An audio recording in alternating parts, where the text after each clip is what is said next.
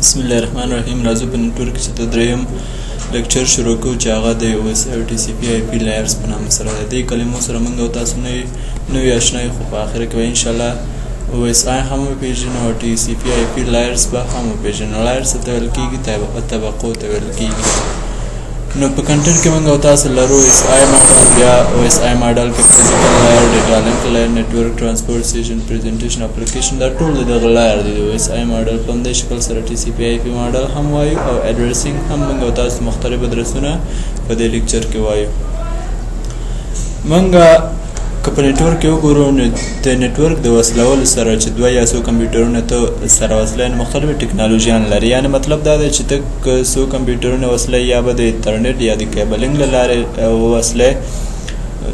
یا به د وای فای له لارې ته وصلوي یا به د بلوتوث له لارې ته یو نیټورک جوړوي یا به د فایبر اپټیک له لارې چې هغه کوم کیبل دی یا به د کیبل موډیم له لارې یا هم د DSL. نو مختلف نیټورک ټکنالوژیان دي چې دې له لارې ته چې یو نیټورک سره وصلوي او جوړوي.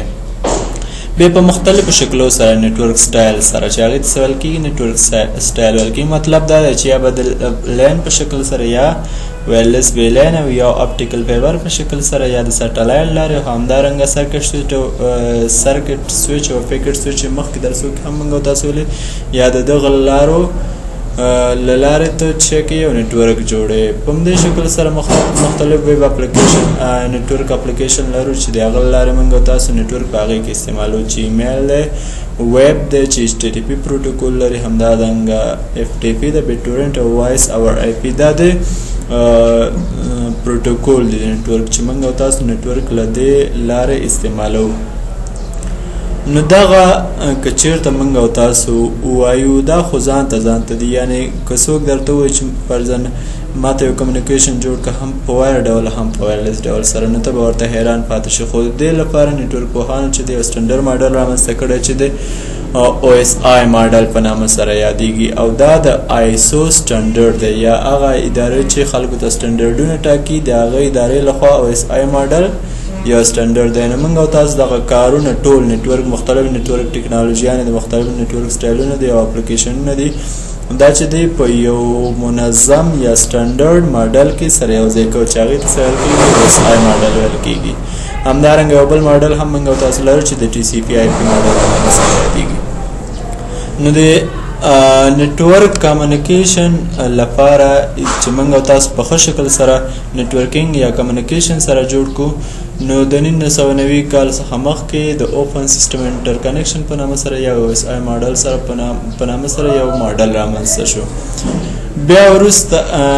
چې دغه ماډل چې و صرف د نیټورک لپاره استعمالېده او د انټرنیټ لپاره هم بیا یو ماډل رامنځته شو چې د TCP IP پروټوکول په نامه سره یادېږي. سویټ یعنې دا د یو مجموعه ده سوټ دی.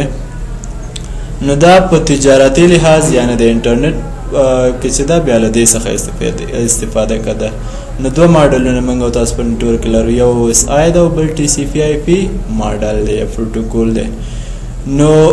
دغه په طبقو شکل سره ویشل شوی چې لایر ټیس کې په N1 کې ورکړی. مطلب دا دی چې OSI ماډل هم که دی په طبقو شکل ویشل شوی او که TCP IP پروټوکول ماډل هم دی دا په طبقو شکل سره لایر می طبقو په شکل سره ویشل شوی دی. بله خبره دا ده چې OSI ماډل چې موږ او تاسو بیا وروسته وایو چې اووه طبقې لري دا په پوره شکل سره نه امپلیمنټ کېږي. مطلب دا ده چې ټول فعالیتونه خو په دې کې راځي، خو که یو کنیکشن موږ او تاسو رامنځته کوو یا غواړو چې له یو کمپیوټر څخه بل ته ډیټا ولیږو نو هلته د هغه ټولې ټکنالوژیانې نیټورک ټکنالوژیانې هغه ټول د نیټورک سټایلونه نه ترسره کېږي. نو راځو اول موږ او تاسو په دې کې OSI ماډل وایو. نو OSI ماډل 7 لایر کنسپچوال ماډل دی. 7 لایر مطلب دا دی اووه لایر لري. کنسپچوال ماډل څخه مطلب دا دی چې موږ دا په ظاهري بڼه نه لرو، په ظاهري بڼه موږ او تاسو دا نه لرو یا یې نه وینو. نو دا په خیالي ډول سره یا په تفکري ډول سره یو ماډل دی چې موږ او تاسو فکر کوو چې دغه فعالیتونه د همدغه لایر یا د همدغه طبقو یا له همدغه ماډل څخه تېرېږي او یو کنیکشن سره جوړوي. دا د ISO لخوا چې سټنډرډ ټاکي د هغې لخوا په 1984 کال کې یو سټنډرډ ماډل وټاکل شو. او په همدې شکل سره د انټر کمپیوټر کمیونیکیشن یا د کمپیوټرو ترمنځ د کمیونیکیشن لپاره سټنډرډونه بیانوي.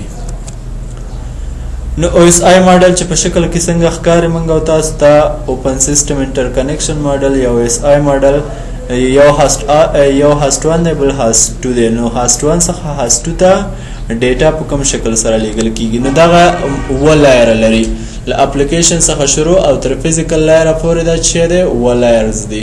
اپلیکیشن لایر، پریزنټیشن لایر، سیشن لایر، ترانسپورت لایر، نیټورک لایر، ډیټا لینک لایر او فزیکل لایر چې دا هر یو لایر بیا بیلابیل وظیفې لري چې مطلب دغه ډیټا شي ته لیږي له یو کمپیوټر څخه هاست 1 څخه هاست 2 ته له کومو ځایو څخه تېرېږي، کوم پروټوکولو څخه تېرېږي، ډیټا په کوم شکل سره راوړي، په کوم طریقه سره په دې کې لیږل کیږي، څوک یې سپورټ کوي، څوک یې ریلایبلیټي کوي، څوک مختلفې دندې په دې کې څه کیږي اجرا کیږي. نو دا د او اس آی ماډل دی چې یو کمپیوټر څخه ځي بل کمپیوټر ته، نو په همدغه اوو لایرو کې صورت نیسي. نو دلته بیا لومړني کوم درې لایرز چې دي، لومړني مطلب د اپلیکیشن څخه نه شروع کیږي، د فزیکل لایر او ډیټا لینک او نیټورک لایر څخه دا ټول کمیونیکیشن چې دی په همدغه درې لایرو کې ترسره کیږي. مطلب که ته په نیټورک کې کوم کار ترسره کوې یا په نیټورک کې تا ډیټا لیږل کیږي هلته د پیکټ په شکل سره یا په مختلفو شکلو سره په دغه درې لایرو کې چې فزیکل، ډیټا لینک او نیټورک لایر دی په دغه درې لایرو کې هلته لیږل کیږي. نو دغه ټول ډیوایسونه یا چې کمپیوټر دی او که موبایل دی او که بل ټابلیټ دی یا هر یو څه چې دی خو په نیټورک کې سره وصل دی، هغه ټول دغه لومړنۍ درې لایرو کې دوی کارونه ترسره کیږي او کمیونیکیشن په دې ځای کې ترسره کیږي. بیا دغه لایر د فزیکل لایر وظیفې بیا وروسته وایو انشاءالله بیا په دې هم پوهېږي چې دا یو له بل سره چې دی کمیونیکیشن دی پیر ټو پیر دی. مطلب هغه طبقه یو طبقه بل طبقې ته مخامخ شکل سره کمیونیکیشن دلته صورت نیسي چې فزیکل لایر سره دی. ډیټا لینک او نیټورک سره دی په همدې شکل سره. دا نور ترانسپورت هم په همدې شکل سره، اوسیجن، پریزنټیشن، اپلیکیشن دا ټول یو له بل سره په همدې شکل سره. مطلب عین شان کوم فعالیتونه چې په هاست 1 کې اپلیکیشن لایر ترسره کوي په هاست 2 کې هم اپلیکیشن لایر هماغه کار ترسره کوي، او که هاست 1 کې ترانسپورت لایر کوم کار ترسره کوي هاست 2 کې هم ترانسپورت لایر هماغه کار ترسره کوي، خو یو یې سینډ کوي بل ریسیو کوي، نور عین شان هماغه شکل دی. نو له هاست 1 څخه ډیټا راځي په همدې شکل سره فزیکل پورې، بیا فزیکل دوی ترمنځ هغه کوم منځنی انټرفیس چې د هغه لاره ډیټا ځي بیا ډیټا لینک، نیټورک او بیرته فزیکل ته بالاخره چې اپلیکیشن لایر ته ډیټا ځي. دغه و لایر چې موږ او تاسو لرو دا بیا سرویس لایر. سرویس څخه مطلب دا دی چې دغه لایر موږ ته کوم خدمات وړاندې کوي، کوم څه ترسره کوي. انټرفیس موږ او تاسو دغه لایر ته لاسرسی څنګه کوو او کوم پروټوکولونه په دې کې استفاده کیږي. پروټوکولونه مطلب دا دی چې دغه لایر څنګه امپلیمنٹ کیږي، څنګه ترسره کیږي. نو دا هر یو بیلابیل وایو. راځو له فزیکل لایر څخه وروستی لایر که تاسو ورته وایي یا اولنی لایر ورته وایي له هغه لایر څخه شروع کړو. نو دلته دغه انفارمیشن یا معلومات څه دي، دا د یو فزیکل لینک له لارې د دوه سیسټمونو یا دوه کمپیوټرونو یا سیسټمونو ترمنځ لیږل کیږي. فزیکل لینک څخه مطلب کیبل دی، یوازې کیبل موږ او تاسو نه لرو، په همدې شکل سره د ریډیو فریکونسي یا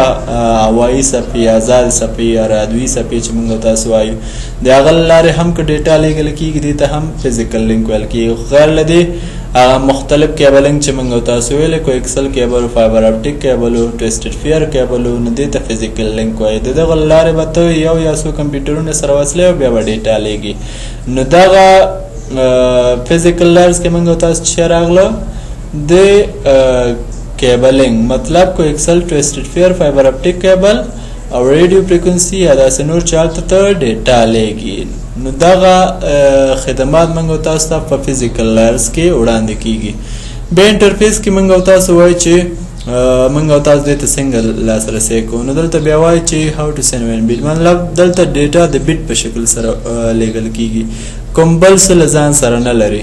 د ډیټا تر ټولو کوچنی واحد چې ده بیټ دی چې 0 یا 1 وي، چې څو 0 یا 1 سره یو ځای شي بیا یو بایټ جوړوي، مطلب اته بیټا بیا یو بایټ کیږي په همدې شکل سره. نو دلته ډیټا د یو بیټ په شکل سره لیږل کیږي. ښه پروټوکولونه دې کې چې دا انکوډینګ سکیم صورت نسی مطلب دغه ډیټا خو ته راواخیستله کیبل ته دې وسپارله کیبل کې خو هلته 0 1 سره نه لګل کېږي دا باید د یو سیګنل په شکل سره ولېږل شي مطلب باید ولټیج ولري لکه دغه کوم ټویسټډ فیر کیبل چې د سیم په شکل سره دی نو هلته خو ډیټا ته د 0 1 په شکل سره نشي لېږلی هلته باید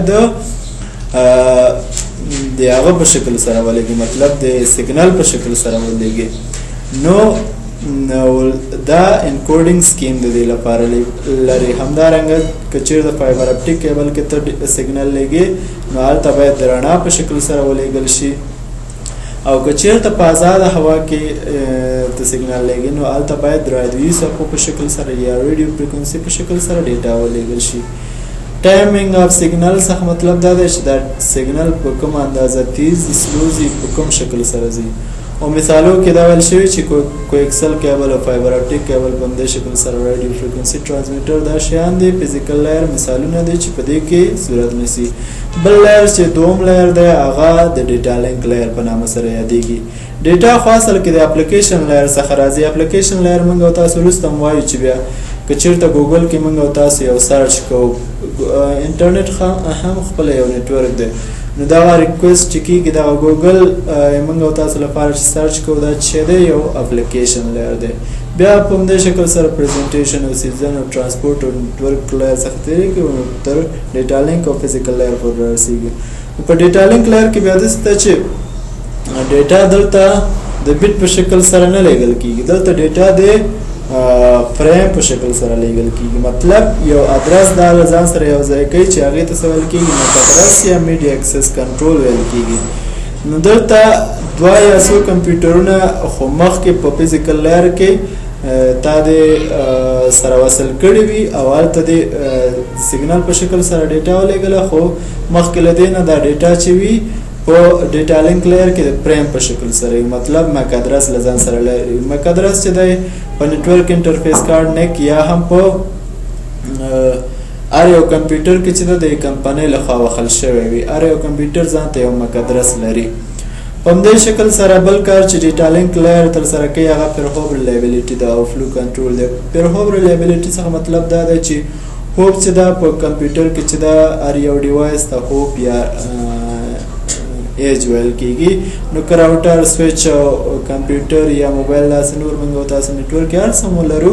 نو هغې ته څه ویل کېږي هوپ ویل کېږي نو دا هم د هوپ په اساس ریلایبلیټي لري باورتیا موږ ته رامنځته کوي ژمنتیا رامنځته کوي ښه والی رامنځته کوي د باور له مخې موږ او تاسو ریلایبلیټي رامنځته کوي چې د هوپ په اساس دی په همدې شکل سره فلو کنټرول یا هم دغه د ډیټا کوم جریان چې دی د کنټرول دا هم د چا په غاړه دی د ډیټا لینک لایر په غاړه دی نو دا کارونه ډیټا لینک لایر ترسره کوي موږ او تاسو ته بله خبره دا ده چې ډیټا لینک لایر کې انټرفیس کې بیا دا ده چې دا د سیم میډیا له لارې چې کېږي دلته ډیټا د دوه هاسټونو ترمنځ لیږل کېږي مطلب سیم میډیا دا ده چې ته که چېرته هغه استعمالی مطلب کیبلینګ استعمالی باید یو ډول کیبل استعمال کړي لکه ټویسټډ فیر کیبل یا هم فزیکل ټویسټډ فیر کیبل یا کوکسل کیبل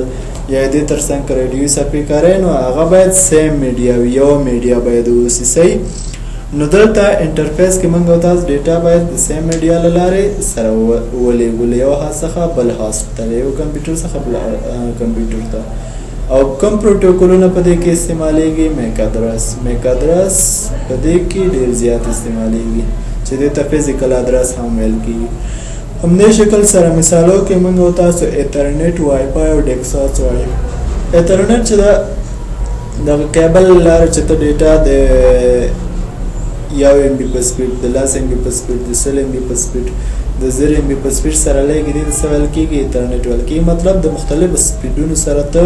ډېرو کمپیوټرو ته ډیټا لګي چې دې ته ایترنیټ ویل کېږي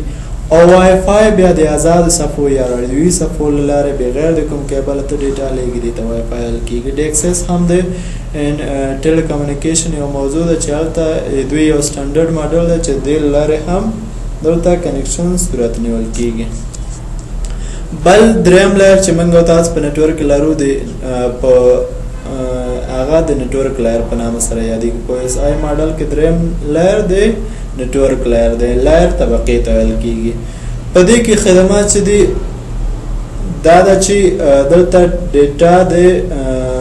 پیکټ په شکل سره لیږل کیږي. ټول نیټورک ډیټا په پیکټ په شکل سره پیژندل کیږي یا لیږل کیږي.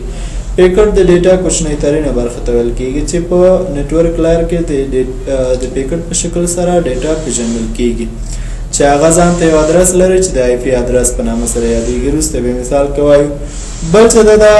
فریګمنټیشن او ریزمبلی هینډل کوي یا کنټرول. مطلب دا دی چې فریګمنټیشن که چیرته موږ د یو چینل له لارې د یو کیبل له لارې یا د آزادې هوا له لارې دغه سیګنال لیږو یا دغه ډیټا چې د کیبل له لارې لیږو، کله چې د مختلفو کمپیوټرونو څخه دا ډیټا راټولیږي یو کیبل ته ورننوځي نو دې ته ویل کیږي ریزمبلی. او کله چې دغه کیبل یا دغه چینل څخه وځي هغې ته فریګمنټیشن ویل کیږي. یعنې یو ریزمبلی د اوله کې راغونډېږي او وروسته چې د هغه خپلو کمپیوټرونو یا بېلابېلو ځایو ته دغه چینل یا دغه موډیم له لارې تېره شوه ورسېده هلته فریګمنټ کیږي، په بېلابېلو برخو ویشل کیږي. نو دغه سره یو ځای کېدل او وروسته دغه ډیټا په مختلفو برخو ویشل کېدل دغه کنټرول وظیفه هم د نیټورک لایر دی. بله خبره دا ده چې دا پیکټ چې لیږل کیږي کېدای شي ځینو ځایو کې دغه ډېر رش وي. په نیټورک کې چې ډېر رش رامنځته شي یو پیکټ مجبور دی چې بل پیکټ نه وروسته ولیږل شي نو هغه هلته انتظار کوي. نو دغه وخت چې ورکوي یو له بل څخه وروسته لیږل کېږي دغه ته څه ویل کېږي سکیجولینګ ویل کېږي. نو پیکټ سکیجولینګ هم په نیټورک کې یو مهمه موضوع ده. بل بفر منیجمنټ دی چې دغه پیکټونه چې لیږل کېږي دا یو میموري له ځان سره لري تر څو دغه معلومات په هغې کې وساتل شي چې کوم کمپیوټر نه کوم کمپیوټر ته دغه پیکټ یا دغه ډیټا لیږل کېږي او له کوم کمپیوټر څخه کوم کمپیوټر ته ځي. نو دغه یو میموري له ځان سره لري چې د بفر په نامه سره یادېږي. کله کله دا میموري ډکېږي یا خالي کېږي یا هم له کنټروله وځي. نو دغه وظیفه هم د نیټورک